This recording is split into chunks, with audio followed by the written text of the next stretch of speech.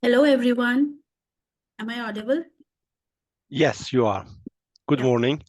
Good morning. Hello, everyone. Good morning, dear authors and invited guests. Welcome to the technical session 1B. Myself, Aarti Mohan, and I would be moderating this session. On behalf of Global Knowledge Research Foundation, it's my great pleasure to welcome you all to the 9th International Congress on Information and Communication Technology, ICICT 2024, London, UK. The 9th edition of the conference is being organized in a hybrid mode, and the virtual event is being held through Zoom today and tomorrow, that is 21st and 22nd February 2024. I hope you all will enjoy this knowledgeable and interactive session throughout the day. In this session, we have 6 presentations, and each presenter will be given 12 minutes for the presentation and 2 minutes for the question and answer session round. On 10 minutes, I'll raise a gentle reminder. There's another request to all the participants that you all stay connected till the closing remarks of the session. If you have any sort of query or any update, you can write it to me in the chat box.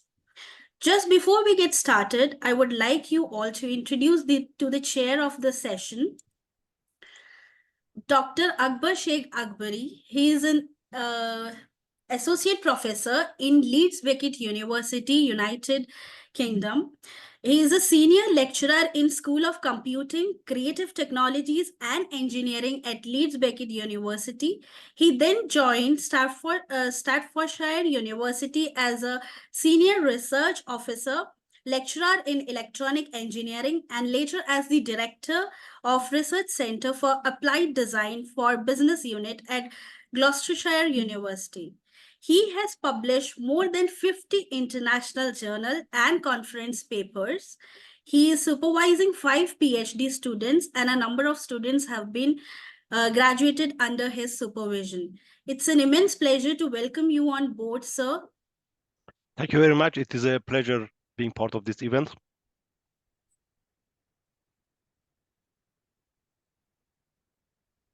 We have another session chair here, Professor Annie Rajan.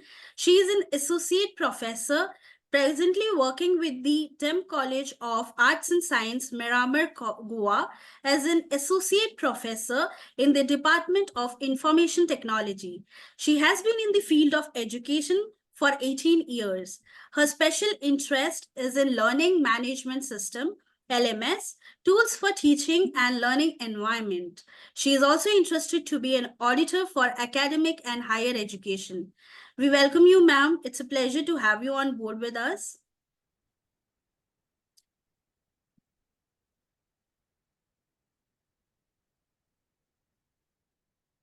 Now, moving on to the papers, I would like to start with the papers. So first of all, I would like to invite Hua Chan Mia to present her paper on an Internet of Medical Things for COVID-19 health indicators monitoring. Ma'am, could you please start with your presentation?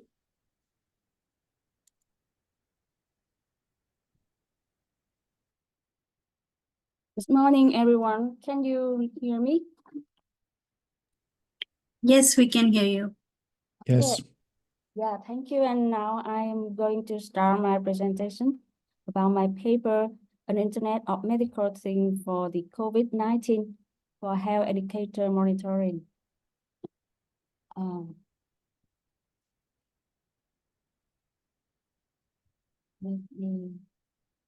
this is my agenda.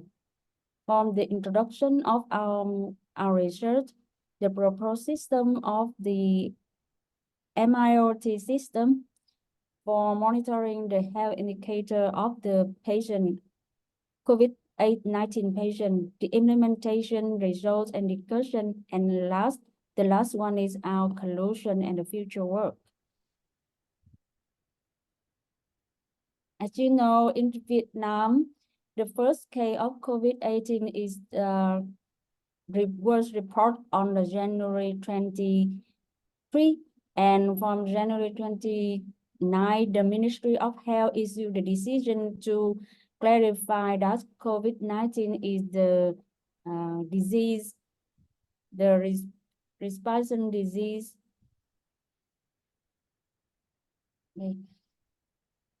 by the new crop, by the name and COVID.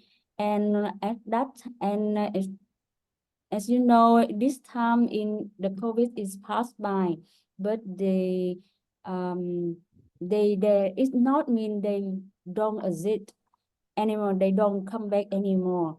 So we arm to the aim. The challenge for us is to deal with the COVID come back again. And in this article, we focus on the developing of the applicable solution to remote the health monitoring due to the social distances, because you know that when the COVID come to the human, we cannot go anywhere, and we have to we have to stay at the home and don't go out for anymore. So it's difficult for doctor to check and to measure the patient patient health. So we need the system to automatically monitoring the health. And in this paper, no sound. I'm sorry, no sound. Can you hear me? Your voice is clear. Yeah, okay. And the Internet of Things, IoT technology is very popular now, and it become the essential innovation for the wide range application, and it can apply in many fields. For example, the smart home, smart city, wearable device, industry automation, and especially IoT have many valuable for the human healthcare system. And with the IoT, we can automatically to collect or aggregate data, share information through the internet, and perform automatic tasks, leading to improved efficiency, convenience, and decision-making capability. Because of the IoT-based healthcare monitoring system is a notable departure from the healthcare. So in this research, we try to make the system that include the device for the patient and to monitor their health. And also we have developed a website for the doctor who can monitor and manage their patient and give the diagnostic as soon as quick as possible when their patient have the problem, and it's sent to the internet. It report into the internet, and this is our system proposed. This is our system proposed architecture. It's including 3 blocks. The device block is include the sensor, and in this time we only test with the sensor for the oxygen in blood, the heartbeat, body temperature, and then we listen the SpO2 of the patient. And you know that the SpO2 is very important indicator for when the COVID has come. And actually I got the COVID 2 times, so I already bought the SpO2, but with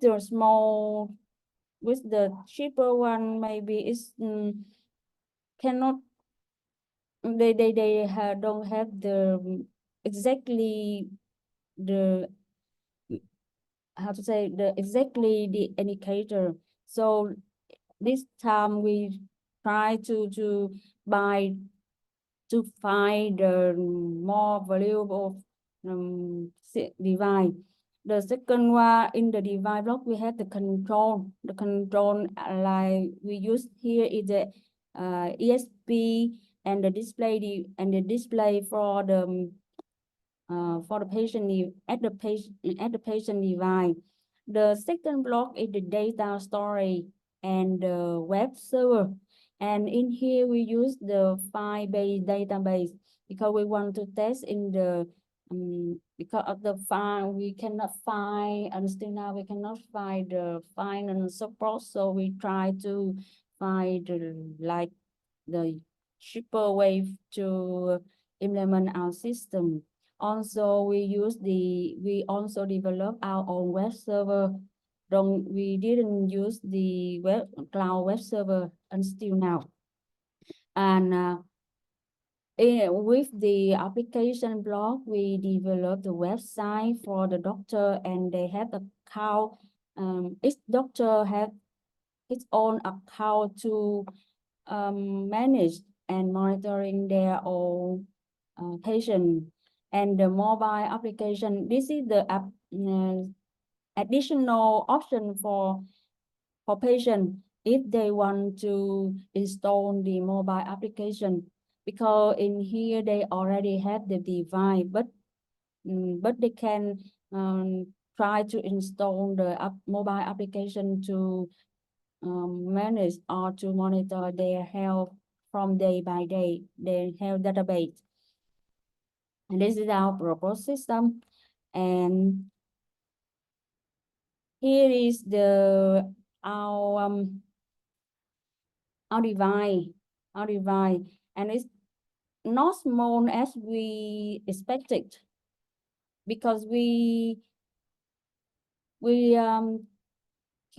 don't have enough knowledge about the electronic board to create a better one. So we just use this is just the device, but this device they have accuracy, and their monitoring indicator, their send data is almost the same with the device that we use separately. And here's this is some hardware specifications. For example, the SP room 32 with the Wi-Fi with the Wi-Fi to use to connect all the sensor, and to use the Wi-Fi to send the data through the web. And here's the GY804 to monitor the heartbeat. This is for the this is for heartbeat, and this is for the temperature of the patient, and the OLED screen to display the indicator here.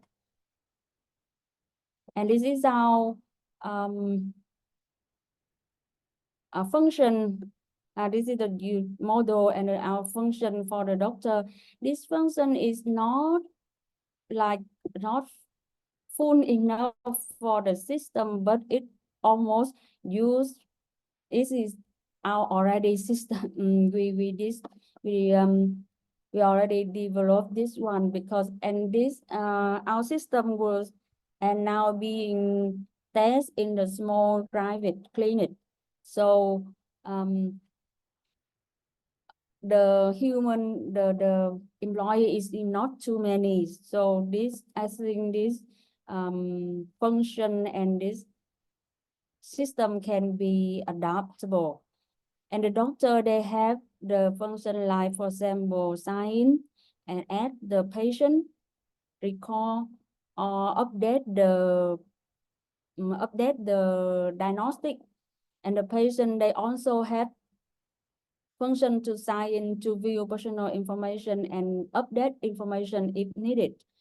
The admin, this means they have the sign, add account and delete account for the patient and doctor, because in the future we want to make the system is more more bigger, and we want to manage all the device. At this time we have only two device, and we have to use those device for for all the patient. But in the future, maybe we have to make more device, and for each patient where they have their own device. And this is just the time we are testing so we only have the 2 device here, with our system. And this is our web service, our website. We have the login. Login is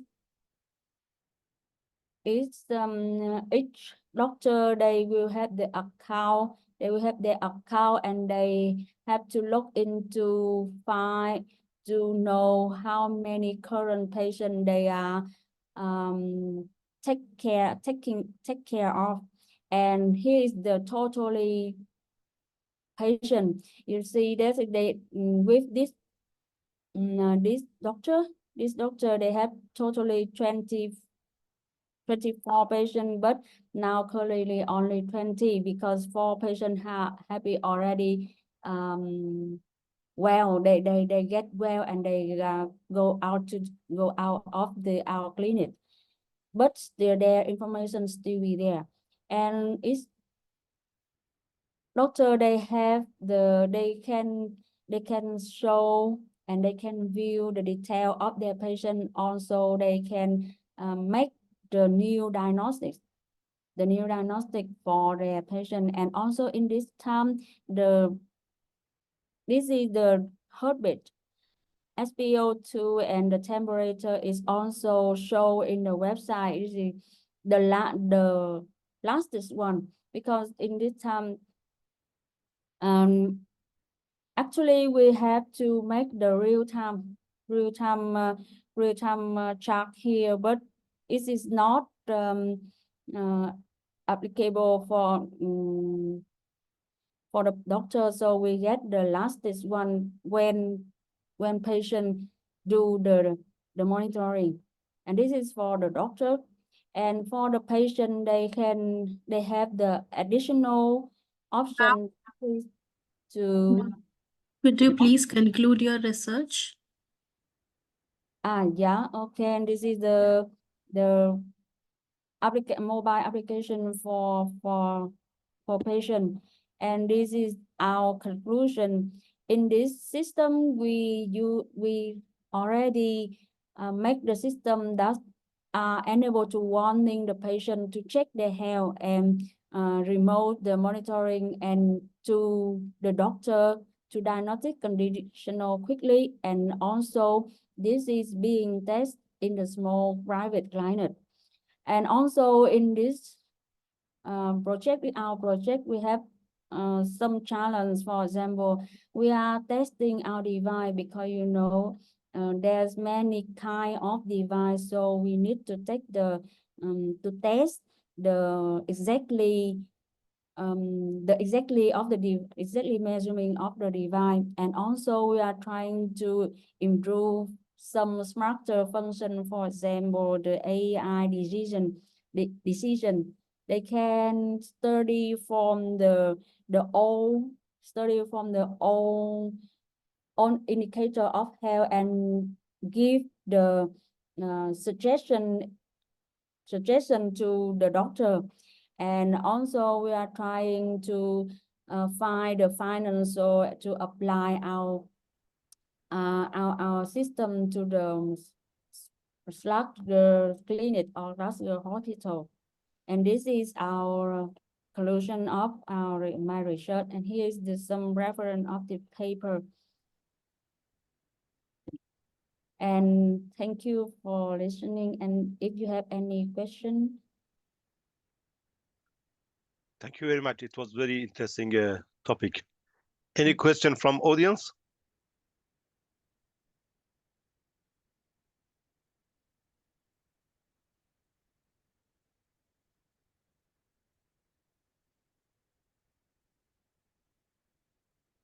No question from audience? Yeah, I can ask one question. Please go Like ahead. I would like to know this small instrument, what you have developed. It's an instrument, am I right? Or it's an Instrument? It's a software, what you have developed? We use we don't have developed the software. We have developed website using Node.js for the front back end, and we active. Okay, and you have tested on only this 24 patients or more? For patient. Yeah, you had told here something 20 and 24. It's in a different language. Yeah, this is the actual patient at the clinic. Okay, so you have tested for these 24. Am I Yeah. right? Yeah. Okay. Thank you. Yeah. Thank you. Just a question. What was the sampling rate for measuring temperature and oxygen? Each sample. Have you done every minute sampling, or We can you don't give have more to. information? We don't use sampling every minute because these have we have the real time, but only for example 5 minutes and 10 minutes we don't one time, or depend on the patient. They put their finger into the device. Yeah, because this device we can until now we cannot make for the patient wear every all day. Just we ask them to try every whatever they have free time, and they put into. Oh, you mean devices there? Every often they go connect these components, sensors to their hand, and they do one measurement and then go. Or patient is sleeping somewhere, and it is connected to his hand, and it continuously taking samples from the oxygen, temperature, and pulse, and record it somewhere. No, because we don't have enough device. So when they come to our clinic and I ask them to do one more time, and also we So use there is one device, different patient, they use it. Just you log in different people, and yeah, you right. do that measurement. Yeah, right. Okay, that's great. Thanks. Yeah. Any further questions? Thank you very much. Thanks. Yeah, thank you very much for your listening. Thank you for your presentation.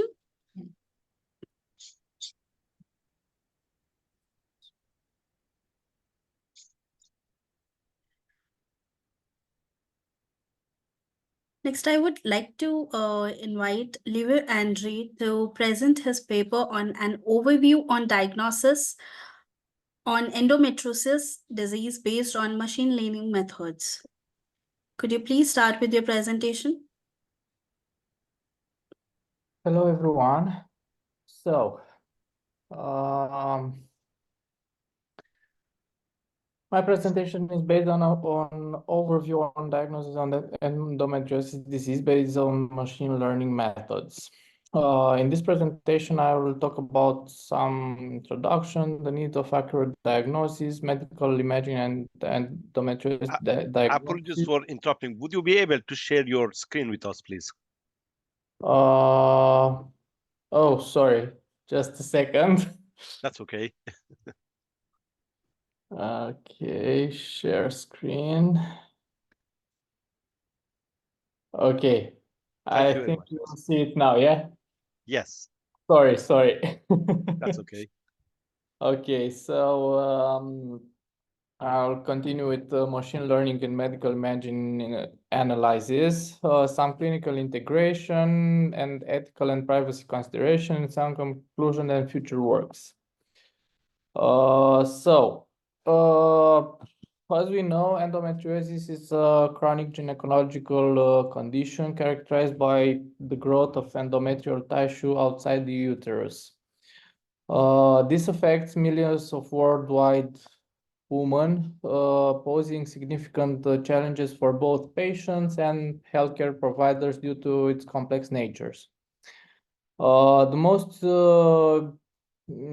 used and symptoms are deliberating pelvic pain, infertility, and menstrual irregularities. The impact on quality of life can be concluded as 3 points. The condition can lead to observe discomfort and pain, significantly affecting daily activities and mental health. Another aspect is challenges in fertility may affect personal and family planning goals.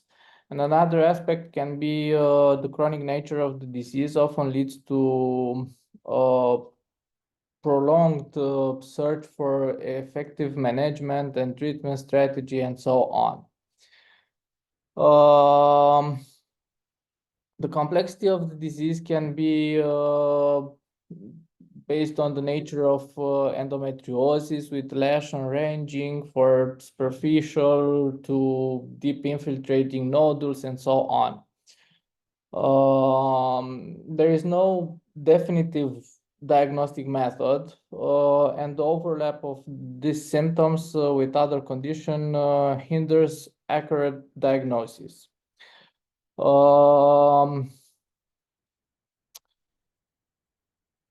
Clinical examination and laparoscopy and let's say are the conventional methods for diagnosis endometriosis, and also there are invasive, are time consuming, and depend on the operator's expertise, on the doctor's expertise. And in the area of medical imaging challenges, the medical imaging such as ultrasound and MRI offers a non-invasive avenue for diagnosis. Okay. The importance of timely and accurate diagnosis are crucial for effective management. So if an early diagnosis allows for the prompt initiation of treatment, improving patients' outcomes and quality of life. Also, it can be prevent the progressions. This aims to let's say, mitigate the disease progression and associated symptoms, reducing the risk of complication like infertility. Limitation of current diagnostic methods are invasive and time-consuming, like techniques like laparoscopy require surgery, posing risk, and requires time for recovery. There are lack of specificities, like symptoms overlap with other pelvic condition, leading to potential misdiagnosis, and dependence of the expertise. It depends, the success heavily relies on the clinicians or doctor experience, especially in ultrasounds and MRI interpretation. As a potential of the machine learning to enhance diagnosis, there are three important times: automated analysis, non-invasive, and efficiency, and accuracy. As automated analysis, this can process and analyze complex medical image quickly, identifying patterns invisible to human eye. As a non-invasive and efficient, this one offers let's say, less invasive approach compared to traditional methods, with the potential for real-time diagnosis. And the accuracy of deep learning models in particular have shown high accuracy in detecting, classifying endometriosis lesions.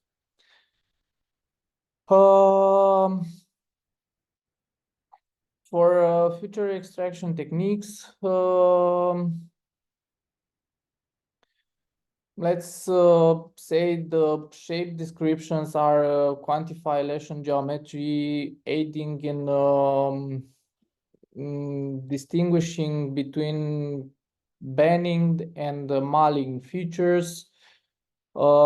Texture features analyzes the appearance of lesions providing insights into their structure and composition, and the spatial attributes can consider the location of the distribution of lesion, critical for assessing disease extent and severity. Okay, the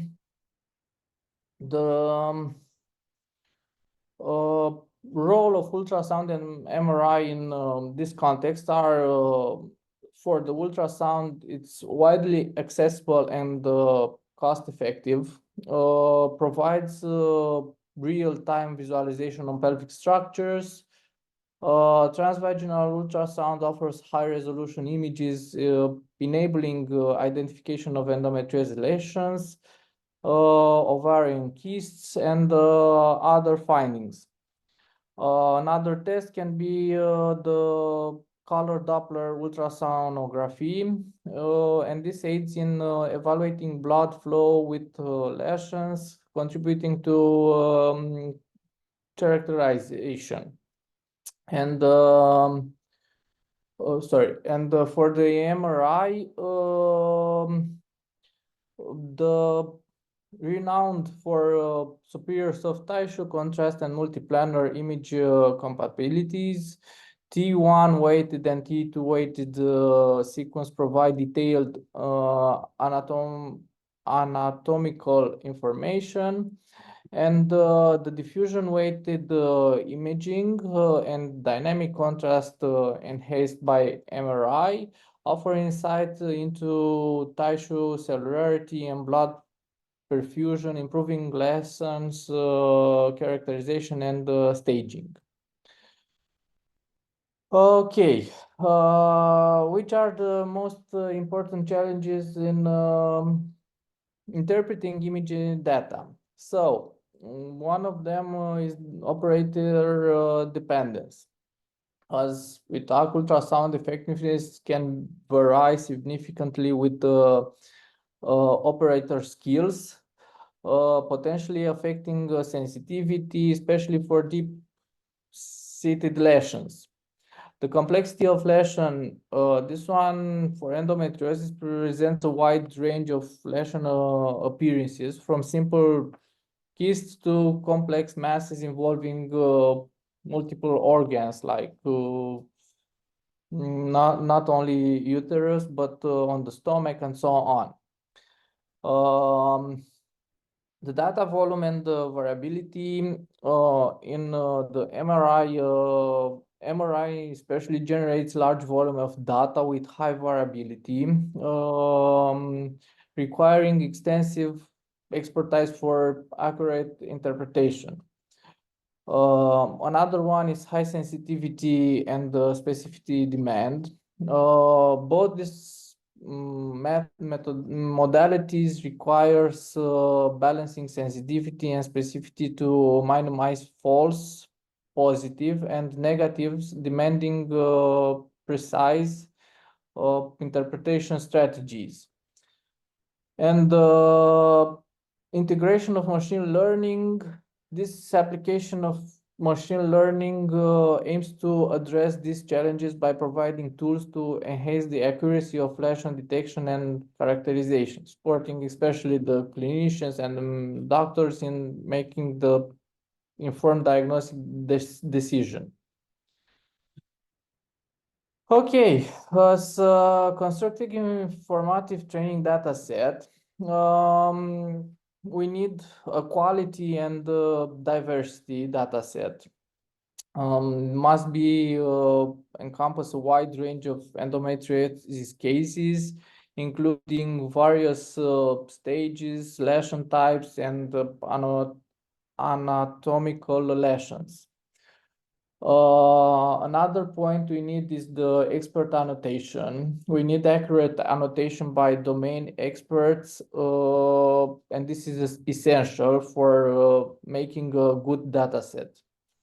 Pre-processing and bias mitigations. This is prior to the training.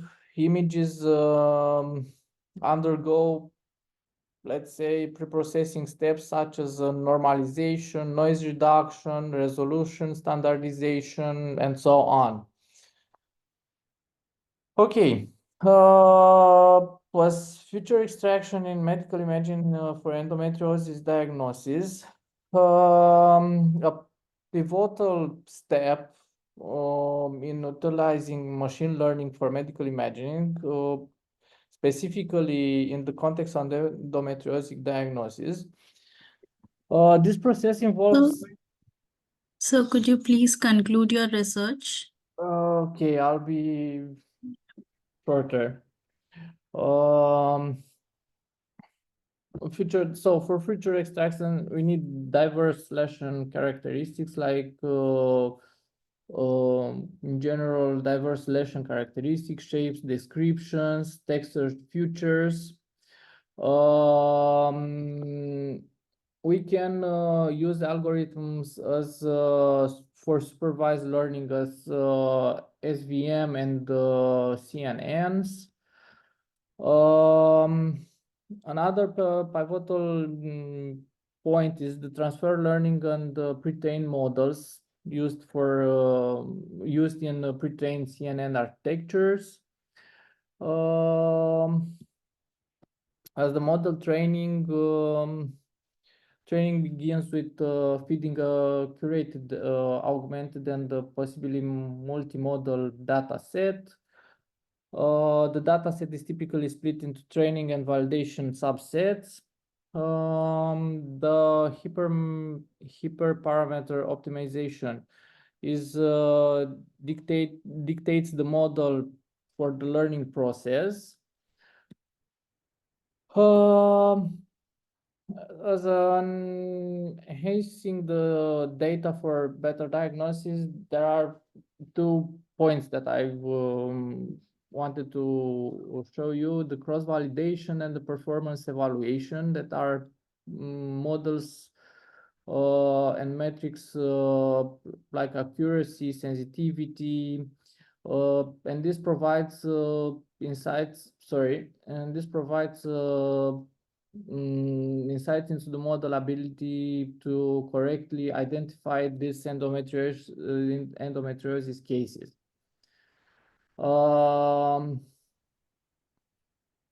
Clinical integration challenges are based on regularity and compliance hurdles, interoperability, workflow compatibilities, and in the real world impact, machine learning's models offers enhanced diagnostic accuracy and personalized patient management. As for future direction, exploring the potential of multimodal imaging and personalized medicine and advanced endometriosis care, and data and model optimization. Another point is the ethical and privacy consideration that we need to take into account when we use these images from persons. Yeah, we must remove the personal information, age, sex, location, and so on. And it must be a continued collaborative effort from both clinicians, data scientists, policymaker, and so on. As a conclusion, machine learning has the potential to revolutionize endometriosis diagnosis, offering more accurate, non-invasive, and personalized approach to patient care. Research and innovation, in this case, continuous investment in this research, especially in the medical field, using the AI techniques, are in continuous investments. And we need to have a patient-centric approach as AI technology evolves. Maintaining a patient-centric approach ensure that let's say advancements contribute positively to patient outcomes, healthcare, and the overall quality of care. Thank you very much. Thank you, Andre. Very nice presentation, addressing a very challenging topic. Any questions from audience, please?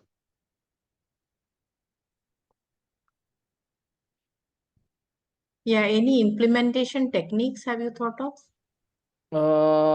Yeah, we have started to, the first step is we have developed an interface for annotating the images. And now we are in that platform for annotating the images. We use some metadata, information specific for the endometriosis. And in the implementation for detection, we have started to use some algorithms that combine the image recognition and the textual field, the natural language processing from the metadata. It's a first step. It's Okay. Okay, do you face any challenges here?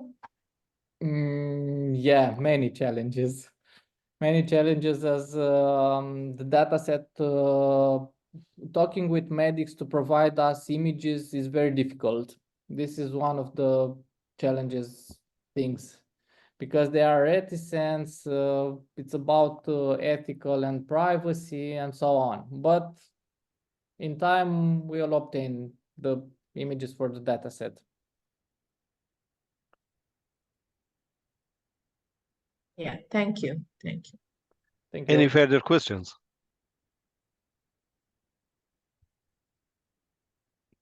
Just one quick question for me. Have you looked at the literature to see if there is any publicly available data set for your application? Yeah. For endometriosis, it doesn't exist. There is no other data set. And No. any other research in this field that you use multimodal, but some people use one of these, for example, MIR images or CT scans. Have you looked at that one to see in what level is the research there and how accurate are those techniques? In other researches such as heart disease, stomach cancer disease, and so on, the accuracy is between 89 and 95%. Okay, and for your field, For my field, yeah, continue. Yeah, I'm saying for your application, have you looked at other people using, for example, just MRI to say what is accuracy using just MRI rather than mixing three, using multimodal? Yeah, many research poses on MRI because they have many images interpretations instead of ultrasounds, and the results on MRI are around 92-93% of recognition, automatic recognition. And when you applied multimodal, how much improvement have you achieved? We in this step with the data set of 900, around 900 images, the results were 96%. Great. Thank you very much. Thanks. Thank you very much. Good luck with your research. Thank you. Same. Enjoy your day. Thank you for your presentation. Now moving on to the next presentation. I would like to invite William Eric to present his paper on automatic instance segmentation labeling of road sign image from bounding box data. So could you please start with your presentation? Okay, so I will start sharing my screen.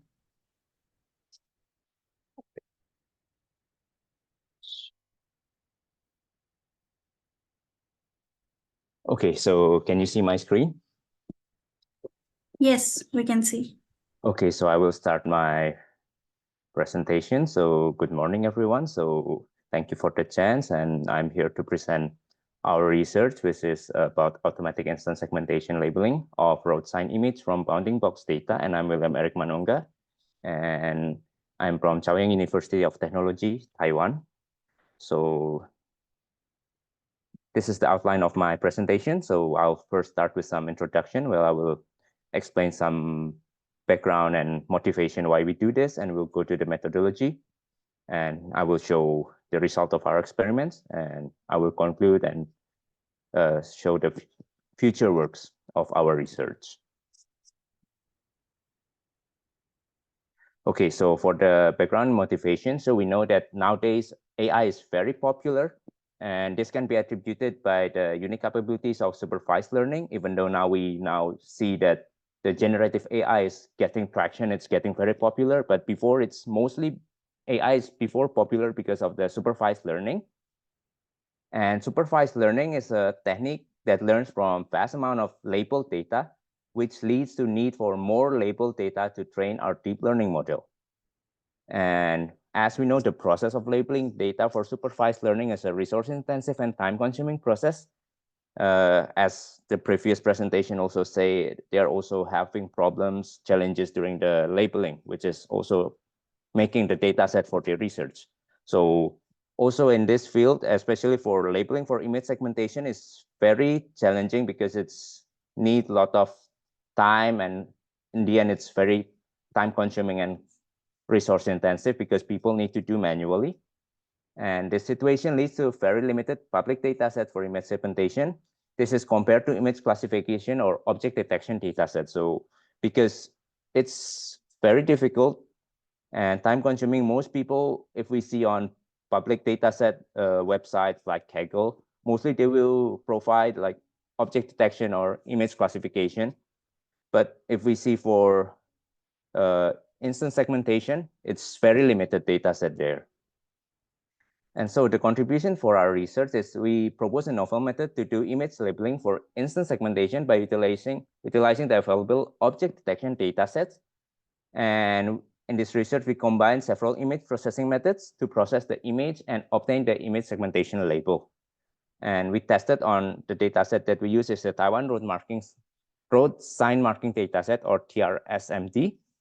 And our method managed to label more than 60% of the image. We're significantly cutting the time needed to label the data manually. Okay, so we'll go to the methodology. So for our research, so here we see first we have an input, which is the image and the bounding box.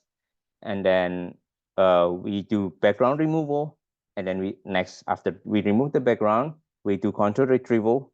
And in the end, we'll get the output, which is the labeled image. Okay, so first we'll talk a little bit about our data set that we use. So we use the Taiwan road marking sign data set to label the road marking sign. And this data set is labeled for object detection in YOLO format. And this data set consists of 15 classes with 6,009 images of Taiwan road marking signs. And each class consists around 400 images. And this is a detailed of our data set that we use. So as you can see here, most have around 400 images. Some are a little bit less, but some are more, but more or less they are in the 400 image range. And so we go to the background removal here. So first, as you can see here, we have the input, which is the image and the bounding box. And that is why for this research, we are saying that we are using already available data set, which is labeled for object detection, because we need the bounding box data to do what we are doing right now. So first, to remove the background, we are using grab cut, where grab cut is a technique to extract the foreground object from the background. And it is an algorithm based on the grab cut algorithm. And it works by giving a rectangle. So the user need to give a rectangle. If you see on the image of the input, so we see here there is a bounding box that shows the class of the, and we want to extract and label this turn right arrow. And so because the user need to give a rectangle for the grab cut, so that's why here we need the image and the bounding box. So, and also the class that is already assigned to the already available data set will also be used in our output. So if in this case here, we are using P1 to label this class. So in our output also, the And for the contour retrieval, so after we remove the background, now we have the mask image here. And then it will go through several process during the contour retrieval. First, it will be the pre-processing, and then we'll get the contour, and then we'll do a little bit of post-processing before we get our output, which is the labeled image. And in the pre-processing, so we basically what we do here during the pre-processing is we do some smoothing. This is by applying blur this is done to reduce some noise which is available on the image. And then we convert the color conversion to the grayscale color space. This is to simplify the processing of image processing, because in the grayscale we move to the single channel, which is less of a processing also. And then after that, we do thresholding. So what is thresholding doing here is to remove the remaining background that is not removed by GrabCAD. So what we do here is we select one value for the threshold. And for the pixels with the value below that threshold, we will set the pixel value to 0. So basically, we try to remove this. And for the pixel above that threshold, we will set to 255. And then after that, we will get the contours. Basically, what we do here is using the OpenCV function to get the contours. And then after that, we'll do the post-processing.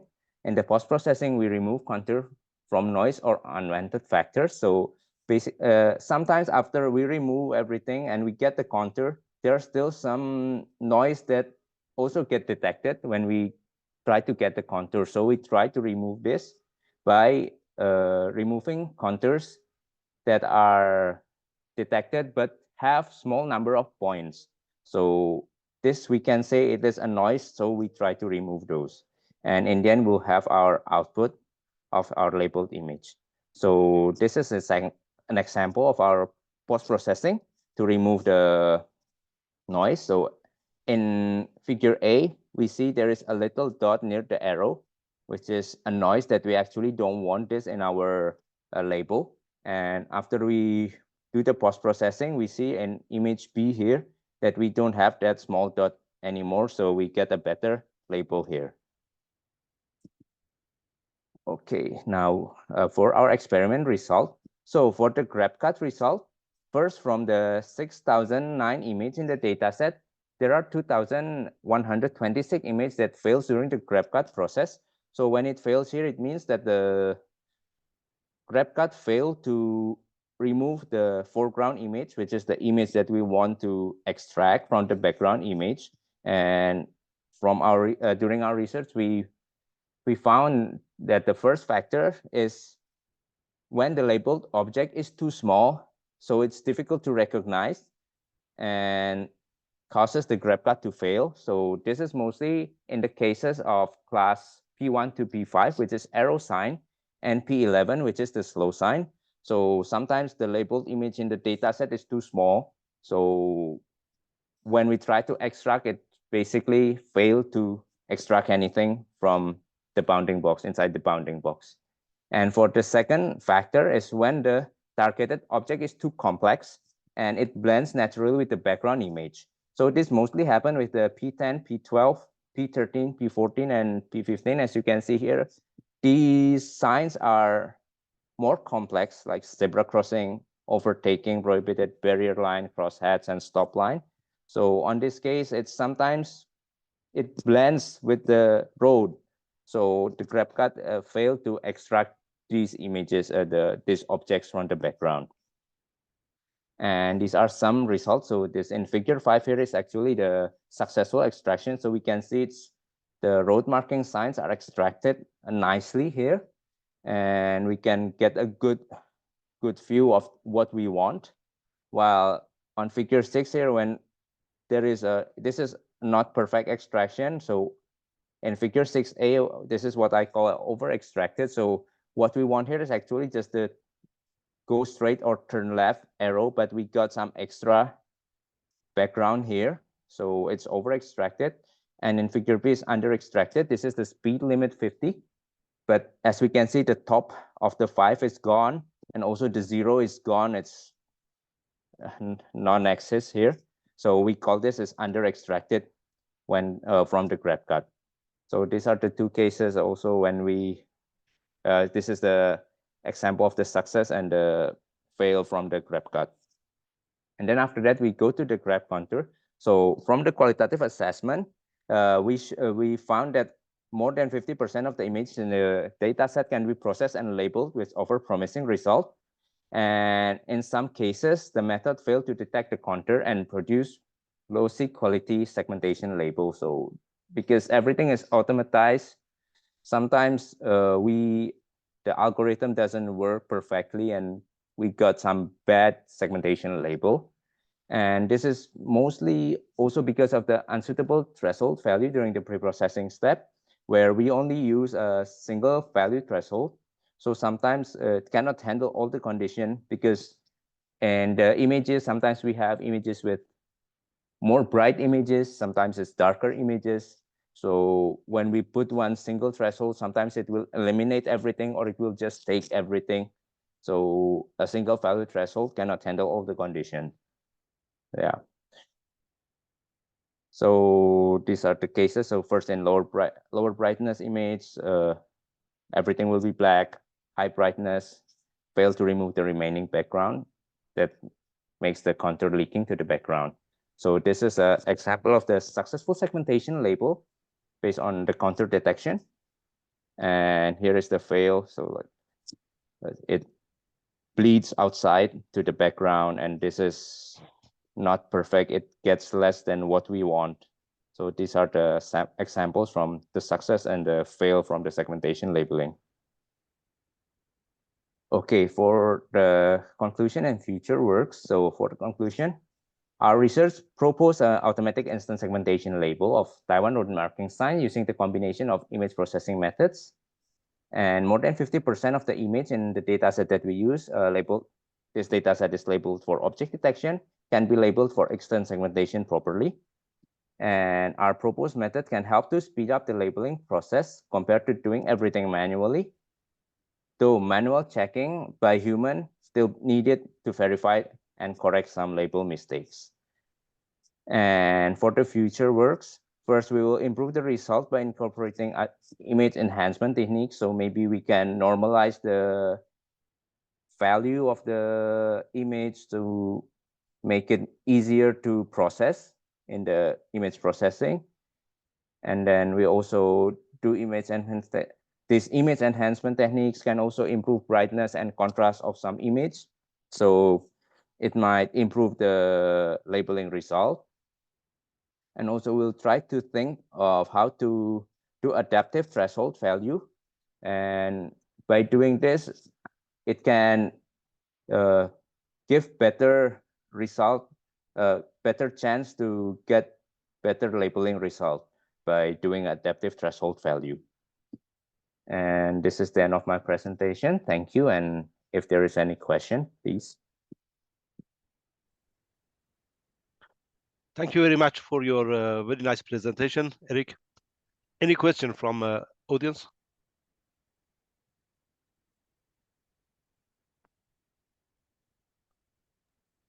What challenges, I mean, what would you face if you increase the threshold, or if you, did you work on changing the threshold?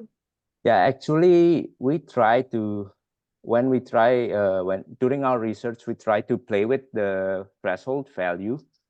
But yeah, as I mentioned before, because in the image, sometimes we have higher, like brighter image. So brighter image, we need to set it, the threshold a little bit high. When we have like more darker image, we need the threshold a little bit low. So still one single value cannot process everything properly. So that's why we were thinking if we can find a way to get a adaptive threshold. So based on each image, if we can find a way to get this adaptive, maybe using some average, but we're not sure yet, but or using some machine learning methods to try to get this adaptive threshold, I guess we can get better result because yeah, and the condition You can of the keep a image. range of threshold. You can keep a range for the threshold. Yeah, that is also a way, I think. Thank you for your suggestion, but yeah, we are still thinking at this point. We haven't gone to that step yet, but we have some ideas. So thank you also for your suggestion. Yeah, thank you. Any further questions?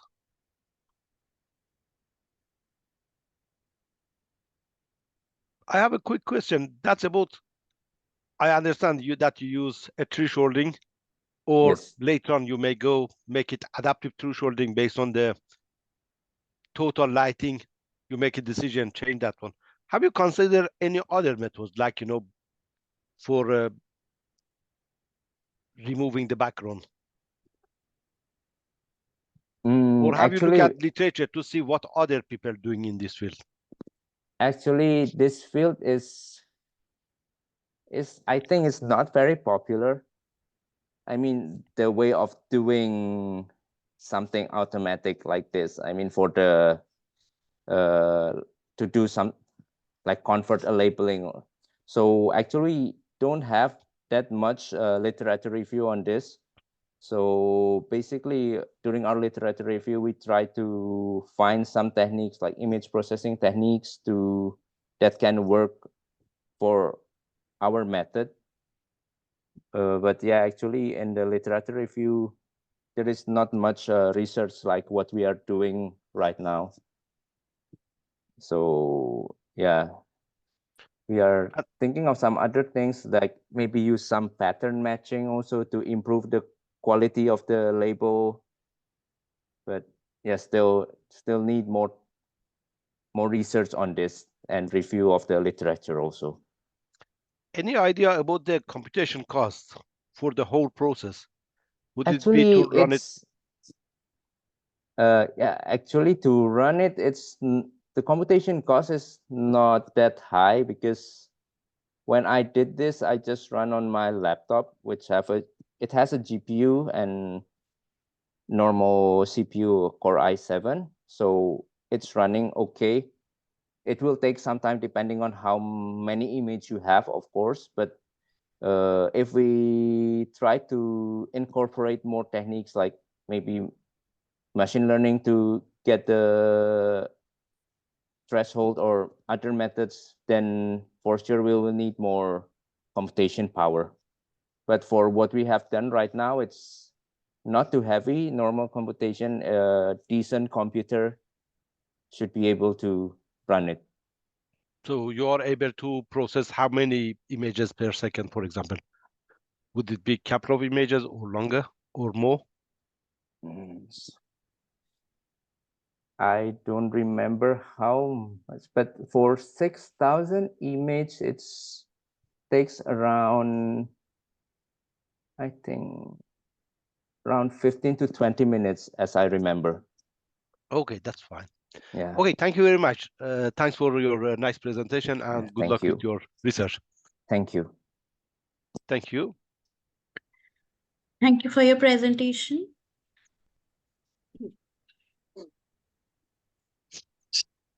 Next, I would like to invite Ivana Reddick to present her paper on impact of police communication channels on the police and the suburban and rural community during the COVID-19 pandemic. Dear presenter, could you please start with your presentation?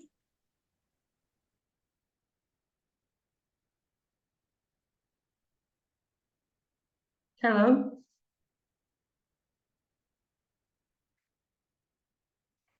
Hello. You have your voice, please carry on. Do you see my presentation? Yes, we have it. Yes.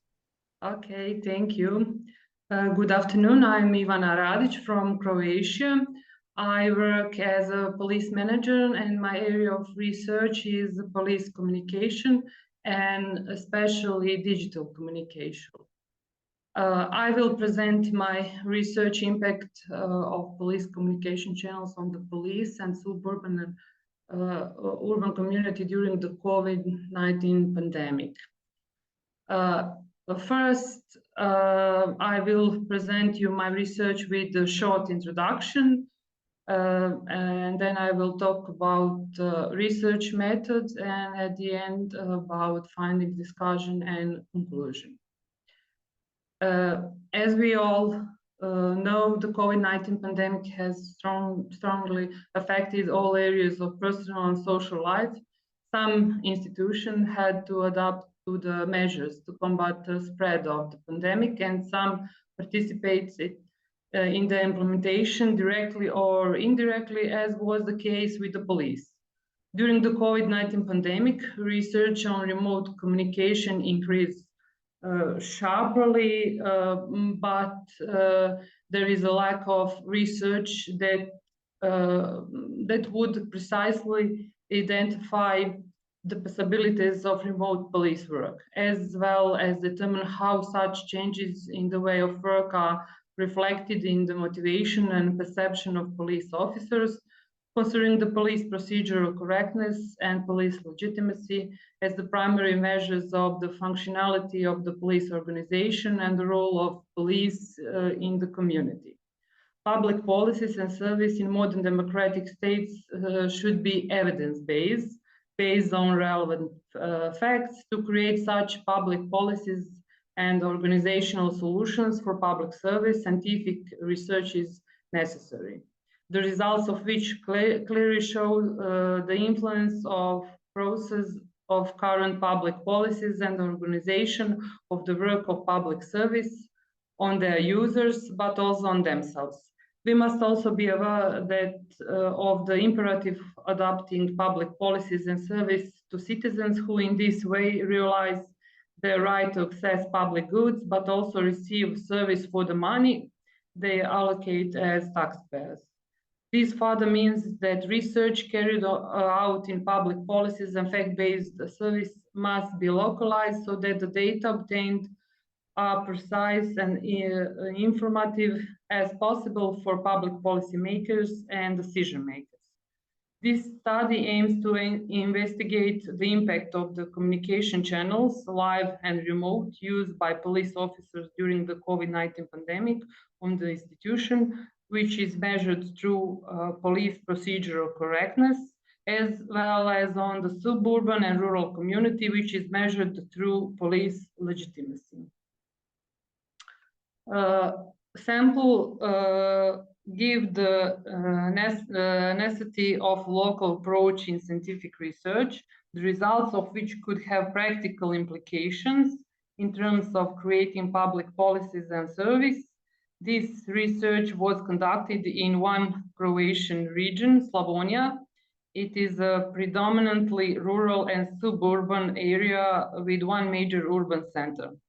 The target population in this research consists of employees of the regular police, criminal police, and community policing in 2 police departments in Slavonia. The research sample included police officers who were on shift at the time of interviewers' arrival. Out of 1,325 police officers of the mentioned branches of police in these 2 police administrations, a convenient sample of 367 officers was formed. I must point out that not a single police officer refused to participate in the research, which is otherwise rare, but it is typical for research on the police population in Croatia. This can likely be partially explained by the fact that the Croatian police is relatively young police organization, as is the independent Croatian state, and that police officers are enthusiastic about creating their organization and thereby contributing to their homeland. Quantitative research was conducted using a survey questionnaire in paper pencil format at the end of 2021. The purpose of this questionnaire was to compare the situation before the COVID-19 pandemic and the situation in the month when the pandemic reached its peak in the country of research participants. The following variables describe police communication channels. I have worked on police activities in the community and solved problems in direct contact with citizens. I have worked on community policing activities and remote virtual problem solving. The impact on the police is operationalized through the concept of procedural correctness, given the fact that this is a key theoretical framework for strategic planning and education of the police in a modern democratic world. The following variables describe this concept. We have here police officers make decisions on solving problems on a fair way, variables like police officers treat citizens in a fair and consistent manner, police officers treat citizens with dignity and respect, etc. The impact of the community in this research is operationalized through the concept of police legitimacy.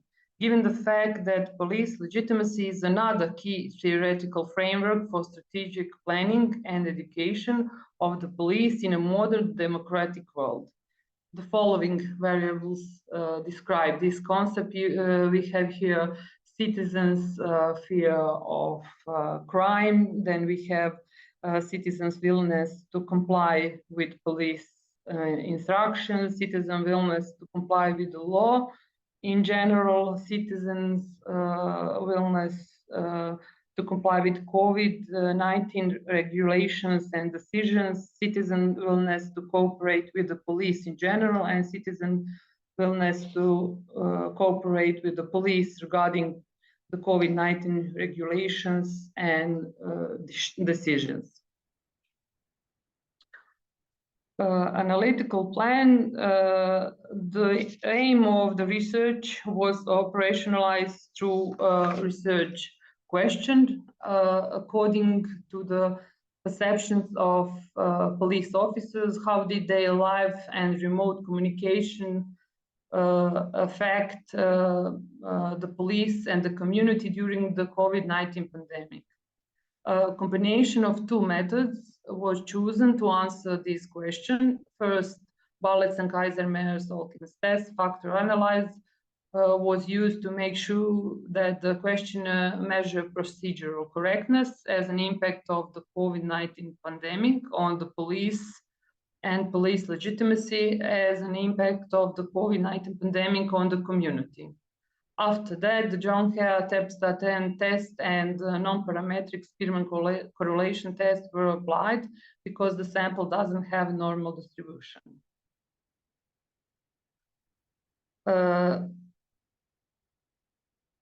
This study reveals a statistically significant association only between the communication channels used by police officers during the COVID-19 pandemic and their perception of the impact of those channels on the community. This connection is expressed in such way that those police officers who intensified remote communication with citizens during the height of the COVID-19 pandemic perceived an improvement in police legitimacy, positive impact on the community, while those police officers who continued to communicate alive as before the COVID-19 pandemic did not observe this improvement. However, neither those police officers who during the height of the COVID-19 pandemic intensified remote communication with citizens, nor those who continued to communicate live as before the COVID-19 pandemic did not perceive changes in police procedural correctness. They did not perceive the impact of those communication channels on the police. In the live communication of police officers during the COVID-19 pandemic is not statistically significantly separately associated with public respect for the police and the public trust in the police, in contrast to communication in cyberspace, which is statistically significantly associated with both respect for the police and the public's trust in the police.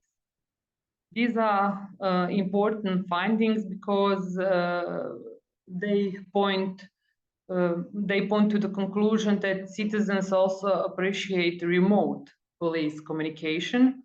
It could be claimed that every form of communication between the police and the citizens is a great importance from the citizens' perspective. And that is very important for citizens to get the opportunity for this communication regardless of the channel. The limitation of this research consists in the fact that the sample consists only of police officers, and the impact of communication channels of the police during the COVID-19 pandemic on the police and the community is measured slowly by the participants' perceptions and not by the perceptions of perception of citizens. It becomes quite clear how necessary high-quality communication between the police and citizens is from the aspect of not just safety, but overall quality of life of a community.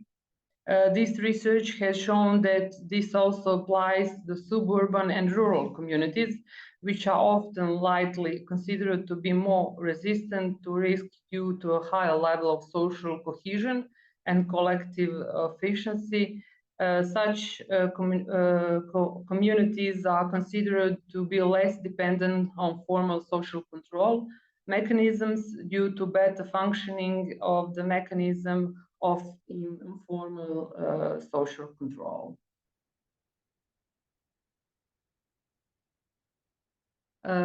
Thank you for your participation.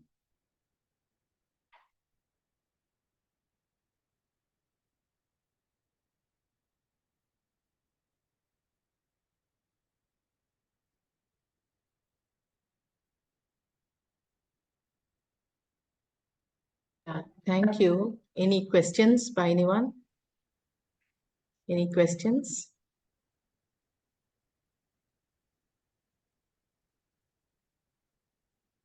Can you Hello. repeat, please, the limitation of the search? Can you repeat question? Can you repeat once again the limitation of this research? Thank you for your question.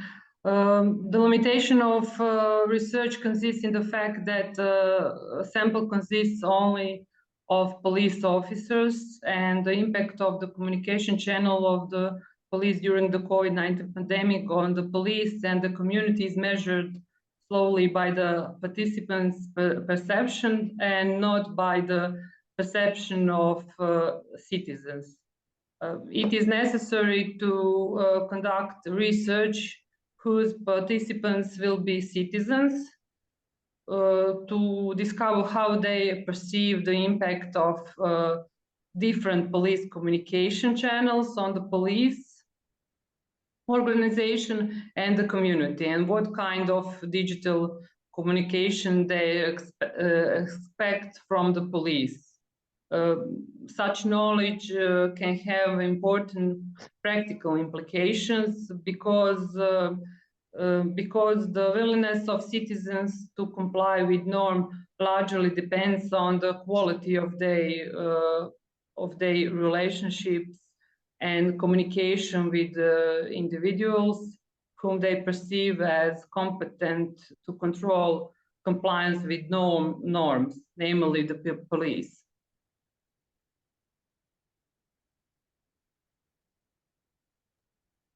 Thank you very much. Thank you. Any further questions? No questions. Thank you very much. Thanks. Very nice presentation. Thank you. Thank you for your presentation. Now I would like to invite Fabio Macursi to present his paper on physics aware soft sensors for embedded digital twins. Dear presenter, could you please start with your presentation? Yeah. Good morning. Good morning. Sorry, just 1 second. And here we are. So I think that you are seeing my screen now. And good morning, my name is Fabio Marcuzzi from Università di Padova. And this is a joint work with Eric Chinellato, Paolo Martin, Simone Pierobon.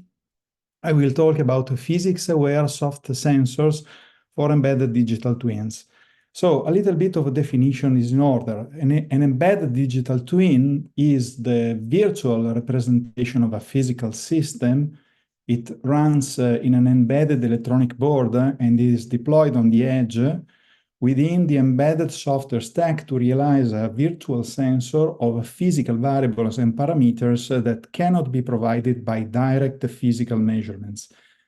These lacking measurements are estimated by an algorithm, usually called a soft sensor, that processes the data coming from the physical sensors available. So a physics-aware soft sensor is a numerical algorithm that performs a virtual measurement by exploiting a physico-mathematical model plus an eventual data-driven extension within an estimation method. So in this talk, we will present some paradigmatic examples of physics-aware soft sensors for embedded digital twins, and we will point out the scientific machine learning approach, where scientific computing methods are blended with machine learning and in particular neural networks. I will sketch the results and more detail you can find in the paper and the references therein. So a first mission critical example, the inertial guidance system. Here, the algorithm must produce a virtual measurement since the 6 degrees of freedom that define the position of a rigid body with respect to a coordinate system cannot be physically measured. This virtual measurement is mandatory to track the trajectory, and if it fails, is a disaster, as you can see in this example. Here, the Kalman filter is the estimation algorithm usually adopted. But actually, physics-aware soft sensors can be found even on everyday objects like household appliances, for example, to estimate the weight of the wash load in a washing machine, obviously without a scale. The microprocessor can operate a short spin and estimate the moment of inertia, as it was done in this patent. The embedded digital twin of each item is self-tuned at the end of the production line with a least squares estimation of physical parameters. So in this case, the model and the algorithm are highly interpretable, and the model is a mechanical physics lumped model. So it is also purely online, and on an 8-bit microcontroller, a few tenth seconds for computing the estimate was necessary and sufficient for this application. But if we take a process a little bit more complicated, like for example, a drying process, here, an important process variable, the air humidity, usually cannot be measured. And the physics-based model in this case is too computational and demanding for a microcontroller in real time. So we decided to use a purely data-driven model, a neural network, and use to learn the physics from the available temperature time series. Actually, the application was successful, but the model and the algorithm are no interpretable at all. It is an offline-online method, and offline, the neural learning is quite demanding, computationally demanding, but online it's very efficient. So an 8-bit microcontroller was actually able in at least at most 1 minute to forward run the neural network and solve the problem. So this was the past. Recently, we have a multidisciplinary convergence in embedded computing. New sensors, like for example, miniaturized microphones that are embedded on the electronic boards, or this kind of miniaturized thermal camera, for doing a couple of examples. and 32-bit CPUs with a hardware floating point unit. So they are even a very low-cost microcontroller can be 10 megaflops of computing power. And these empower new algorithms based on system theory. System theory is the mathematical background, and for a lot of estimation algorithms like the Kalman filter, and it is also the backbone for introducing physical mathematical models that discretize, so governed by differential equations, and discretized can be embedded into the estimation algorithms. And then also the scientific machine learning that blends this kind of scientific computing with neural computing. So I will present now a couple of applications in this kind of approach. And without forgetting that actually when we develop new algorithms for embedded systems, we have tight constraints about numerical accuracy, computing power with respect to a PC, obviously, and limited software libraries for computing. There is no MATLAB, no LAPACK available. And the modeling of physics-aware soft sensors implies to debug non-trivial numerical models. And this fact requires very often the use of, for example, an oscilloscope. So this is a strong. Well, the first application is in experimental vibration analysis, and using a microphone instead of the usual accelerometer. The microphone has a broader bandwidth, is able to sense a lot of phenomena, and but from an algorithmic point of view, the main problem is to separate the acoustic created by the process to be monitored from that generated by the environment that is also catched by the microphone. So we can think that the signal that the microphone is acquiring actually is the sum of the two phenomena. And if we do the analysis in the time frequency domain, we can assume that there is almost an additivity of the two spectrogram of the two sources. So the spectrogram is actually a non-negative matrix, and as an algorithm, we use the non-negative matrix factorization. So we are looking for matrices W and H in such a way that they're both non-negative, in such a way that their product is close to our initial spectrogram. This is made by an alternate optimization algorithm made iteratively. And the interesting fact that is coming from the scientific machine learning is that if we unfold the iterations, we can get a structure like this, where each iteration becomes the layer of a neural network. So this becomes actually a neural network with a structure that is actually interpretable, because it is built around this linear algebra method. So usually this scheme is used with a cost function at the end, which is a Wiener filter. And our work has been to expand this method by introducing physics awareness. Physics awareness, that means that we start from an optimal dictionary which embeds as basis functions the physical phenomena that we want to detect, and then to introduce into the dictionary a block-Hankel structure that enforces our recognition algorithm to recognize and follow the time correlation of the signal, which is typical of physical phenomena. And this is also ensured by projection in the backpropagation process, and also modify the cost function in such a way that added to a Wiener filter term, which is black box, we added a model-based term, which is which enforces our result to interpret the spectrogram as a linear combination of the basis functions that we have in our dictionary. So the method sounds like this, works like this. If in a complex mixture, we have inside a transient, well, actually, this is processed by the algorithm, and in the H matrix are really enhanced some coefficients that are related to a basis function, which is that of this transient, and this becomes very clear for the detection indices to find in low intensity physical phenomena inside a very complex mixture. And this actually requires, in a typical setting, like 5.5 billion floating point operation. So a simple ARM4 microcontroller is able in 0.7 seconds to process 1 second of mixer signals, so it is real time. The second application is for thermographic inspection. So we suppose that we have at disposal a surface of a solid system, and we want to yeah. So you have last 2 minutes for your presentation. Could you please conclude? Thank you.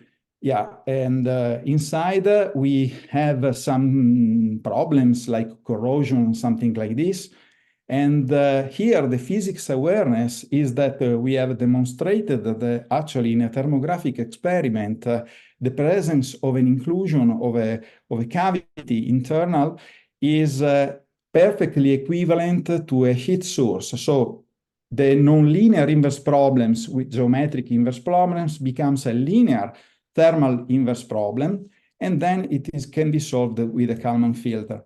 In the Kalman filtering, also in the last years, there are ideas for simplifying, for example, avoiding matrix inversion by using neural networks. And the physics awareness here was to, in this experiment, for example, you can find in the paper more details, but using the maximum principle for the heat equation, we devised a feed-forward mechanism for the Kalman filter that estimate a real source like this internal in this way instead of the Kalman filter.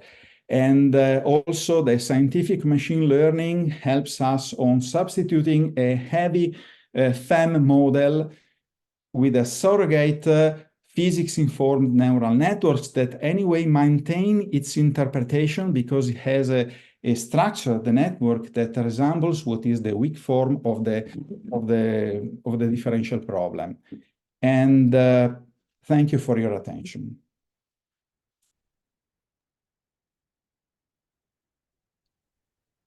Thank you very much. Very interesting and scientific paper. Any question from audience, please?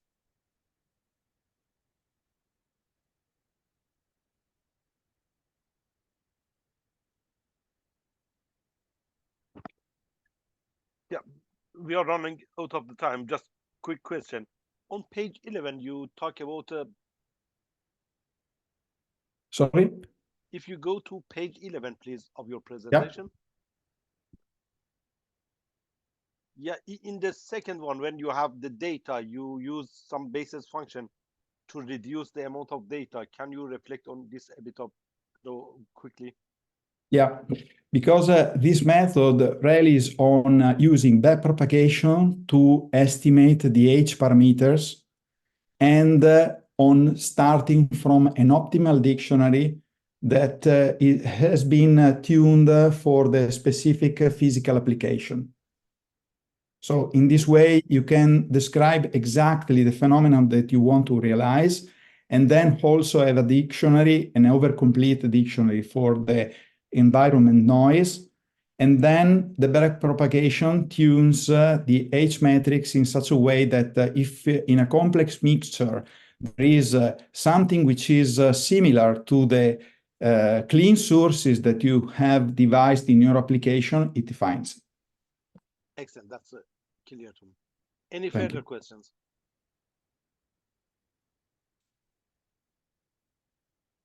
Excellent presentation. Thank you very much. Thanks. Okay, bye. Thanks. Thank you. Thank you for your presentation. Now moving on to the next presentation. We have Taqwa Al-Hadidi to present her paper on weather conditions using Bayesian networks, a scene-based approach with the Carla stimulator. Dear presenter, could you please start with your presentation? Sure. Hi. Can you hear me? Your voice is clear, yeah. See my screen as well? Yes, we have your presentation. Okay. Go ahead, please. Here we go. Okay. All right. So basically, thank you everyone for being here. I'm here to present our work entitled with the weather conditions using Bayesian network, a scene-based approach with Carla simulator. My presentation outlines are as following. I'll be starting with the literature review.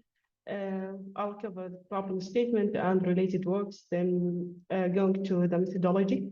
I'll describe the data we used in this research, what is the Bayesian network, our score-based approach, how we come up with our objective function, the Carla simulator itself, and how we can use machine learning algorithms with Carla to come up with a perfect presentation or an accurate estimation and modeling for traffic conditions. Then we will be moving for the results, the conditional probability table, and how the vehicle speed distribution across different weather conditions, and our conclusion. Talking about the traffic accident globally, car accident become an increased issues globally, and among all the occurred accidents, human error account for 94% of them. Thinking about human errors, most of them related to the aggressive driving or violating traffic rules.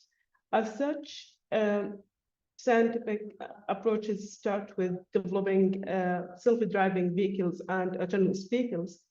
They show their ability to reduce traffic accident by more than 90%. However, in interfering severe weather conditions, these vehicles, their performance is not tested yet, and no available data for their performance under severe weather conditions.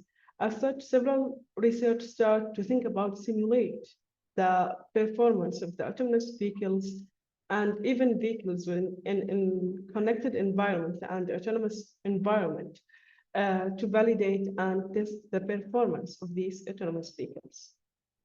For the related work, our software, the user software, which is Carla, ICICT, it's a multi-agent dynamic and three-dimensional environment that is able to simulate vehicles second by second across different network. And meanwhile, we need to understand what is the contributing factors and how they are related together in terms of their relationship to participate in traffic accident and the severity of this traffic accident. Most of research done in this area concluded that this relationship is a direct acyclic graph that can have an internal cycle between these contributing factor.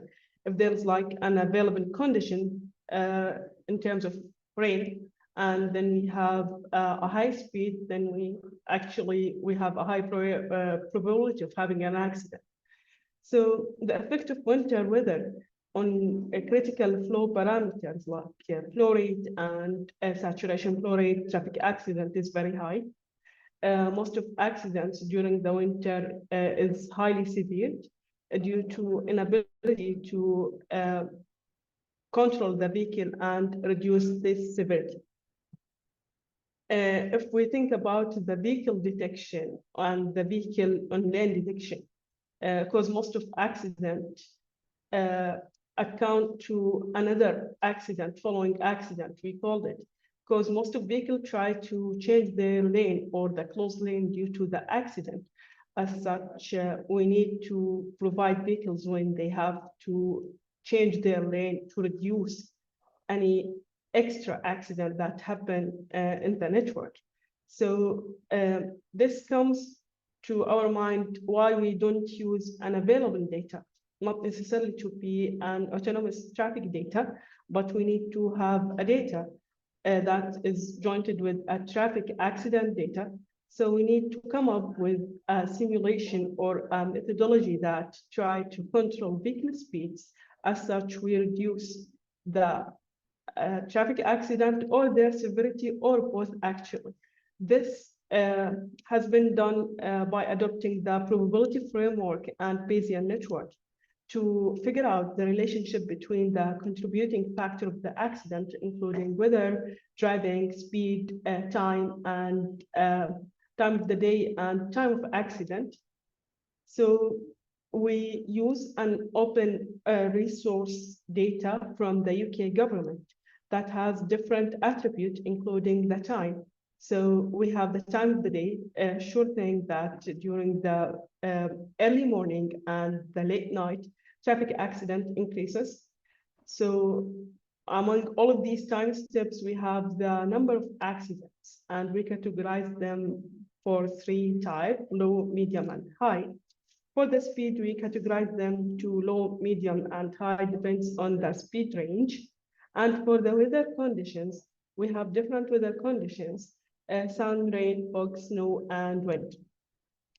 Basically, we try to find the relationship, as I mentioned before, between these 4 variables using a graphical model, using Bayesian theorem. So we need to build up the base condition that contributes to our developed score. In our score network, we try to come up with a network that is equally and less severe network. This has been done by using the very well-known Bayesian theorem equation, in which we built our base condition or the prior information, come up with a structural learning from the available data. So the initial solution of our graphical model came from Hill climb and Tapu search of the available data.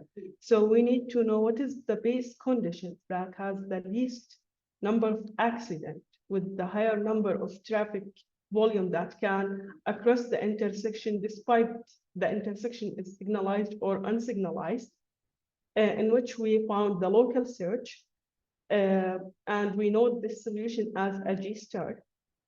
In G-star, we try to, and we called it as a score. This score, once we found the optimum solution, which is the best speed value, the least number of accidents, we try to replace the present graph to bring an updated graph that relate the most contributing factor to each other. It's not necessarily to have all these factors. We need to have the very critical factors. We use actually to model the Tapu algorithm and the Hill climb. For the Hill climb, we found the optimum, but in the Tapu, we came with a better optimum that mainly relaxed the conditions of having only one solution or prohibiting constraints. For example, speed can't be negative, weather can't be jointed between foggy and sunny. So we came up with the initial solution, and we update the neighbor of the contributing factors. We evaluate their score and come up with the best score.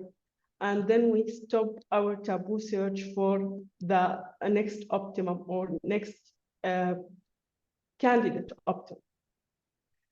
After we get the initial solution, we generate a connected environment between Scala and Python using the Quada library, in which we can come up with a real-time simulation of the traffic and how the vehicle interact with the intersections.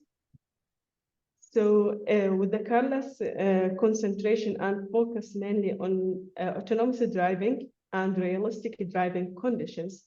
And this actually software is an open source, anyone can work on it, but mainly we need to embed it with using the machine learning by Python or whatever language anyone can feel comfortable to use. So basically, we found the initial conditions, if it's fog, if it's rain, if it's snow.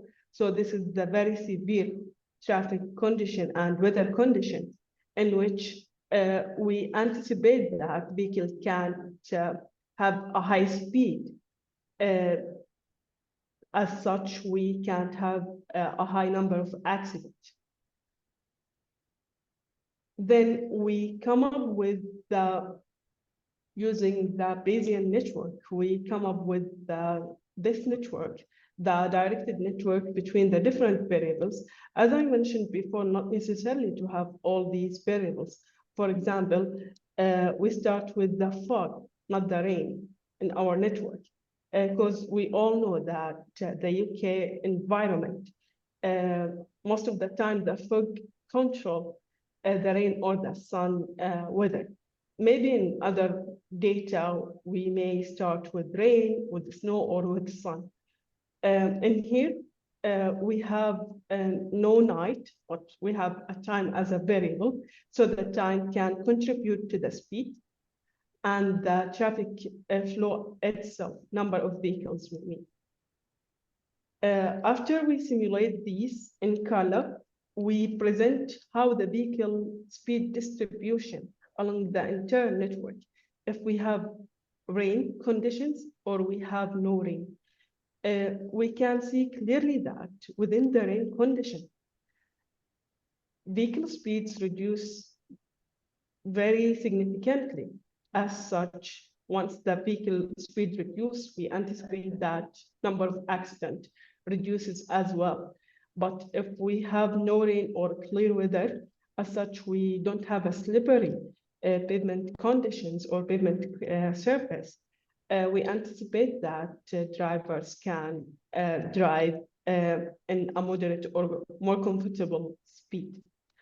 Thinking about presenting how vehicle, this is the video from the Carla itself, within the severe weather condition at signalized intersection, how vehicle interact with the available traffic signal timing.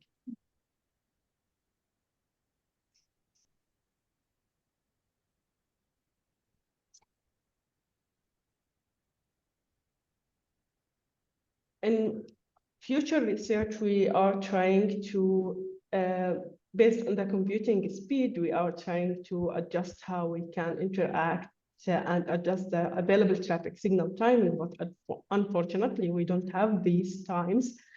And we need to check these exact representation of the speed variation. What is their impact on the expected number of accidents, or if there is like any available traffic accident? And we think about like using different geometric characteristics. Say, for example, if we have this intersection on an uphill environment or uphill surface, do we expect that these speed will be the same? And this is everything about our work right now. Thank you. Excellent presentation. Thank you, Taqwa. Any question for the presenter?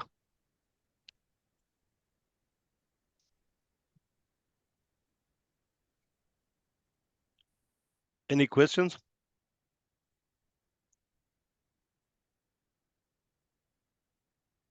Okay, just a quick question about the data set that you used.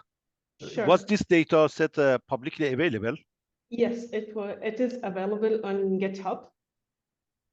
So they are open resources data. These data has two attributes, number of accident, and each time step we have number of cars, we have their speed, and if there's like the weather itself in terms of rain, fog, sun, and so on and so forth. Excellent. Thank you very much. Any further question from the audience? That's all for me. Thank you very much. Enjoy your day. Okay. Thank you. Yeah, thank you. Everyone. Thank I you. appreciate it. Thank you. This brings us into our presentations. So I would sincerely thank our authors for their excellent presentation and contribution in this session, and all our participants for being a part of this international conference. I hope this session was informative enough. We, on behalf of the whole team, thank you for the support during the 9th version and all the previous 8 versions of the conference. We'll be happy to have you in the 10th version of the conference as well. All the presenters would be getting their digital certificates through email within 2 working days. Further, all the papers have been already forwarded to the stranger. The publication will be live within 6 months. Kindly cooperate with the team of ICICT 2024. I would like to thank our session chairs. You're most welcome. Both are the session chairs for chairing the session. Token of appreciation to the chair on behalf of team ICICT and the Global Research Foundation and partners. Thank you so much for your valuable presence. So, ma'am, if you have any remarks for all the participants, please be free to give the closing remarks. Now, I would just say that all the presenters have done a good work, and I would appreciate they continue their work in the research field, which will really help all of us out there who are looking out for various research topics, and also to Amit Joshi also, who is the organizing secretary, for all the efforts that he takes. Thank you. Thank you very much, and it was a pleasure being part of this event. I would kindly request, I would kindly request all of you to please switch on your camera for a quick snapshot of the virtual conference.